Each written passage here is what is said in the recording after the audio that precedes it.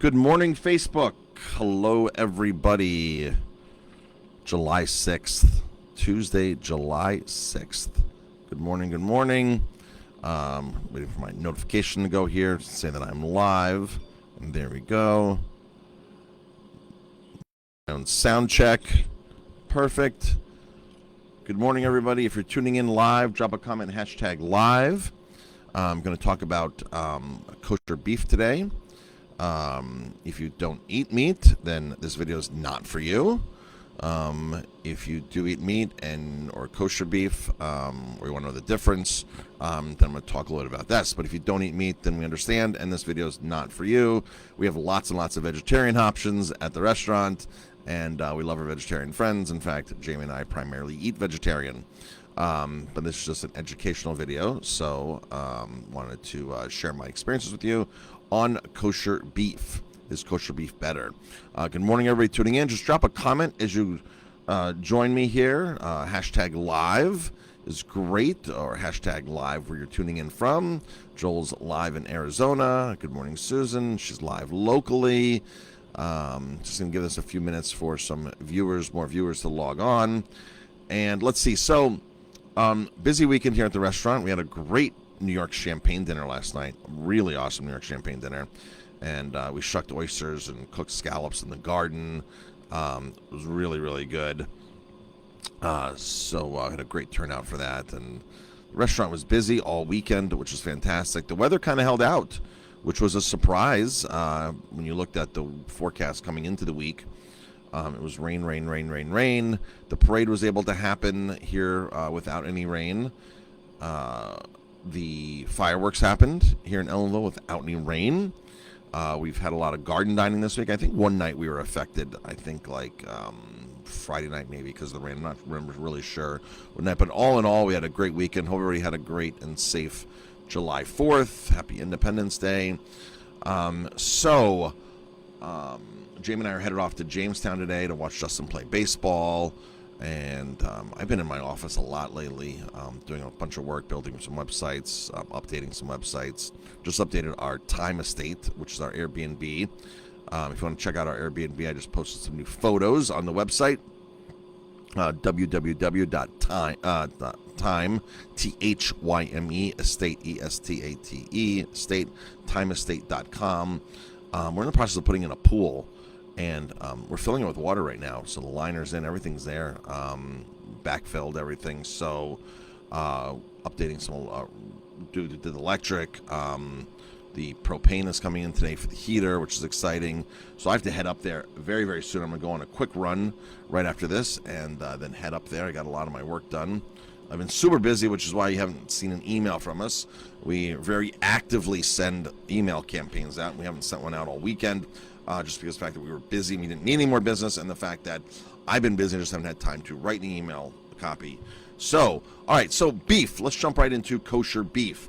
So, a lot of people have said to me over the years how they purposely go buy kosher beef because the quality is better, and how it's just better all around the beef. And these are non-kosher people. Tell me this. I look for kosher beef. I look for kosher beef.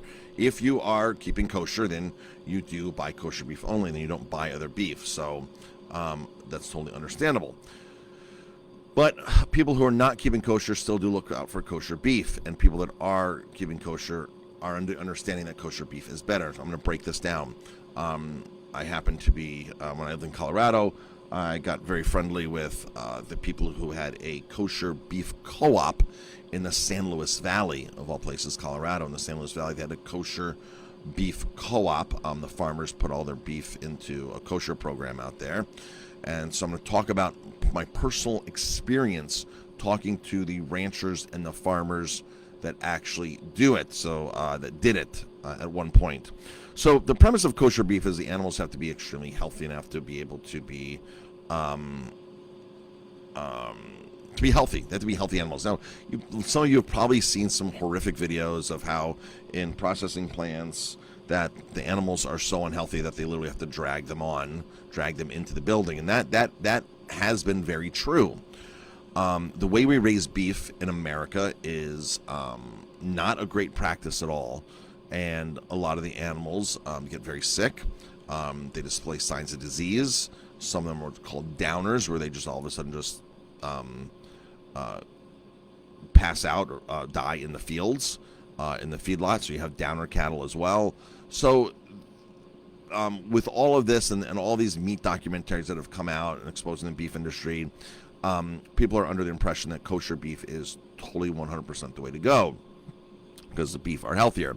Now, there's a lot of beef programs out there, ranchers, producers, that have extremely, extremely, extremely healthy cattle. Now, the first misconception of kosher beef is that it has to be hormone and antibiotic free. Folks, that is false. That is false. Kosher beef can get administered hormones and antibiotics. Totally. So people think that they're buying kosher beef because it's a natural product. It is not a natural product. They can be grain-fed. They can be feedlot finished. They can have hormones and antibiotics. So that is not a selling point right there. The beef that you want to buy, if you are a meat eater, and again, if you're not a beef eater, meat eater, if you're vegetarian, this video is not for you. I apologize. We have lots of vegetarian food here at the restaurant, and Jamie and I primarily eat vegetarian ourselves. So I'm on your side if you are plant-based. But I just want to throw some education here. We do serve a lot of beef here. We serve grass-fed beef. So good morning, everybody tuning in. Just talking about kosher beef, the differences. Is it better? Is it worse? What's the deal with kosher beef? So kosher beef can have hormones. It can have antibiotics. It can be put in feedlots. It does not need to be grass-fed. So the misconception with every single person I've spoken to about kosher beef thinks that it's 100% natural, no hormones, no antibiotics. So that's wrong right there. The animals have to display very healthy signs of being healthy, which a lot of animals that are given hormones and antibiotics display healthy signs. So there's really no differentiation there. It really comes down into the processing of the animal and how the animals are processed once they enter the building from the wherever they're at, the trailer, the feedlot, the outside area. Once they enter the building, that's where the things happen to change. Now, here is the experience that when I was friendly with Paul New. Paul New was the president of the Kosher Beef Co-op in the San Luis Valley, and we still buy quinoa from him to this day. We buy our quinoa from Colorado. Jamie and I have been to the San Luis Valley many, many, many times. It's one of our favorite places in Colorado. The Sand Dunes National Monument, the Alligator Farm. It's really just, it's a great place. So we've been there. Paul New has about 500 acres, lots of organic potatoes, and lots of, they grow with 30 different types of potatoes. And they also raise beef and other things. So he was the president of the co-op. The processing plant burned down back in the mid-90s. A processing plant burned down there. Every single rancher that put their beef into this program said they would never, ever, ever do kosher beef again. They said it is one of the most horrific processing plants they'd ever seen, and the animals are terrified, stressed out. Things are done by hand there instead of bullets, and they all said they would never, ever, ever, ever put their animals in a processing plant or a kosher program again. That is horrific, and it's not fair to the animals.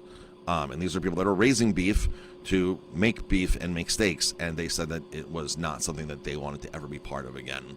So that was their insight on kosher beef. So if you're looking for fantastic beef, better beef, the best beef, you actually want to go to a local farmer's market. You want to have dialogue with the farm. Most local farms here in the Hudson Valley are grass feeding. They have lots of grass pastures. They're not packing the animals in. They're taking them to smaller processing plants where they're not pumping animals through, so the animals are going through less stress with that, and transport and everything. We do have some local beef processing plants that the farmers take their beef to, but the average people don't realize the average cattle travel 400 or 500 miles to get to processing plants. When you're out in the middle of the plains here, the Great Plains, and you're in Dakota and Iowa and stuff, all these people that are raising cattle literally drive all day their cattle to get processed. Here in the Hudson Valley, we don't have that problem. Here in New York, you can go across the border, you can go upstate. They have to drive a couple hours, but people don't realize you put cattle into a truck and you transport them for 8 hours, whether it's in the dead of the winter or in the summertime when it's 100 degrees out. Those animals go through a lot of stress. So that's really important where they're being processed in proximity where they're being raised. So, folks, go to a farmer's market and ask farmers, ranchers, if you're looking to get grass-fed beef. If you want to get a better deal, you buy a quarter of the animal, a half of the animal, and you can put it in your freezer. And those are the best way to get the best pricing for that. So, good morning, everybody who's tuning in. Billy, Lori, Luann, Craig. Good morning to all of you. So that's the rundown with kosher beef. So if you don't have to keep kosher, and you think kosher beef is superior to other beef, think again. Hopefully that will shed some insight on that. And like I said, we are very vegetarian friendly here at the restaurant. So we love our vegetarian friends, and lots of our menu is vegetarian. So with that being said, hopefully this will help you buy better beef. If you go into a market and looking for beef, it's really confusing sometimes, because a lot of these, like if you go into ShopRite, you might see stuff that's grass-fed, grass-finished beef. These are basically brands. These aren't farms. What a brand is a brand will buy from 100 different farmers. And when you're the ShopRite brand, or the brand going to ShopRite, you have to supply. You have to prove to ShopRite that you have to can supply them with 1,000 pounds an hour, right? With what they're going through in all their stores. So a small farm couldn't do that. So what happens is this brand or co-op, this brand will then subcontract, just like Purdue Chickens. They don't own their own chickens. They will subcontract out beef from 100, 200, 300, 400, 500 different farmers, 1,000 different farmers, and then bring them into their possession. And from there, then they will put their own brand on them and process them and do the finishing, most likely. There's a brand out there called Pineland. And if you look on Pineland's website, and a lot of restaurants are very misled about Pineland. Pineland is a decent beef product, but it's not grass-fed, it's not grass-finished, and it's really not family-owned. Pineland started out as one farm in Vermont. They became successful, and they got into a point where they could not keep up production. So what did they do? They contracted out with the neighbors. And once they contracted everything with the neighbors and kept growing, then they contracted out to about 500 different farmers and ranchers, all the way from Maine to the banks of the Mississippi. When you look on their website, it appears that they're the small farm in Vermont. When you go to a restaurant, or to even like the Chico's, I had called the Chico's one day, all the markets, to ask about their Pineland beef and if it's local and if it's grass-fed. And like 8 out of 9 the Chico's, or whatever it was, 5 out of 6, were 100% convinced that it's a small brand, small farm, independent farm, and that they're grass-fed. And the Chico's is a great market, and they're on their game, and the butchers had no idea really what they were serving there. And I've actually had arguments with other restaurateurs here in the Hudson Valley that have advertised Pineland as grass-fed, grass-finished, as one farm, small family farm, and that's not the case anymore with Pineland. So, good morning, Len. So when I was in Colorado, I had a great opportunity. I was friends with somebody who owned a processing plant, and he was actually in the book Fast Food Nation. Frank Grindinger and his processing plant, how they do everything correctly, and this is the way that America needs to go: is small processing plants, small local family farms, ranchers. And so I became very, very friendly with Frank Grindinger, and I was GNC Packing, and I was in the plant a lot, getting a great education on how beef should be processed. I got a lot of connections with ranchers out there and was on the ranches a lot, and I think I told one story about the other gentleman who was in Fast Food Nation, who hung himself. I was with his brother, and we were out driving on his property out there in southern Colorado Springs, down in Fountain, south of Fountain, Colorado. If anybody knows that, there's an army base down there, Fort Carson. So down south of that, they have hundreds of acres, and I was out there one day with him, and he does calving, so he pregnates cows and then gets them to birth, and then keeps the babies for, I don't know, 6 months or whatever, 3 months, whatever, and then puts them into an auction or sells them to a friend or something. Then they do mid-finishing, then goes into feeding, and I learned a lot from him as well as far as how the beef process begins and where it ends up, because he never sees the cattle. He sits there and calves, 100 cattle a year, 200 cattle a year, and he never sees where his cattle really go. But they're going somewhere to another local small farm who is then raising them, and hopefully small local farm, and raising them and finishing them and then putting them on as their own brand. So a lot of these ranchers don't buy beef or cattle from other sources and auctions and things like that and finish them. Now here in the Hudson Valley, you won't find that. I don't think you really find that as a more common practice. I think a lot of the ranchers, like if you go ask a farmer if they're actually calving means they're actually raising out their own cattle from birth. I think you'll find a lot of them here in the Hudson Valley that are calving and finishing everything out. But there's some small farmers that don't calve. They just go to the auction and buy, or they're buying from their neighbor and then finishing. So there's so many stages of beef. And I've told the story before. We were out in the field with this pickup truck, and Jay goes, Marcus, do me a favor, just take the steering wheel here. And I had no idea what was going on. And the truck is moving, and he's slowing down, and he goes, Marcus, take the steering wheel and slide over.